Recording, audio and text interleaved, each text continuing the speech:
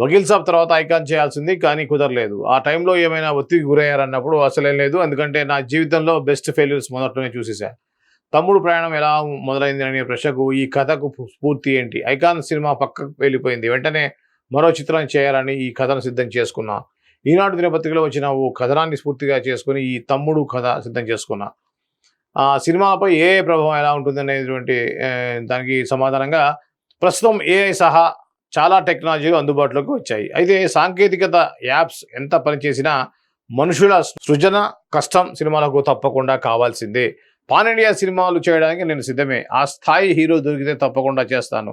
అయినా ఓ చిత్రం ఎలా ఉండాలనేది ఎవరు నిర్ణయించలేరు. ఎవరైనా సరే ఓ సినిమా లెక్కలు పెట్టుకొని తీసి ఆడిస్తే ఆడుతుందా అంటే నాకైతే తెలియదు.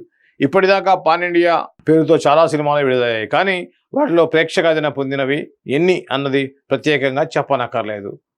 అయితే ఈ చిత్రంలో చాలా మహిళా పాత్రలు కనిపిస్తున్నాయి. వాటి మధ్య హీరో పాత్ర ఎలా ఉండబోతుంది? ఒక్కో దర్శకుడికి ఒక్కో మార్కు ఉంటుంది. నా కథల్లో మహిళా పాత్రలకు ప్రాధాన్యత ఉంటుంది.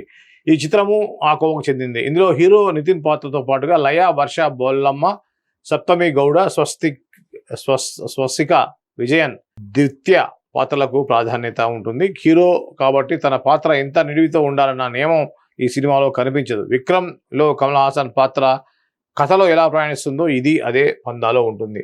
కథకి అనుగుణంగా తమ్ముడు అనే పేరు ఖరారు చేశాం. ఇది ప్రధానంగా అక్క తమ్ముడు అనుబంధాలతో సాగేటువంటి కథ. కనిపించిన అంతర్లీనంగా దీంట్లో చాలా లేయర్స్ ఉన్నాయి.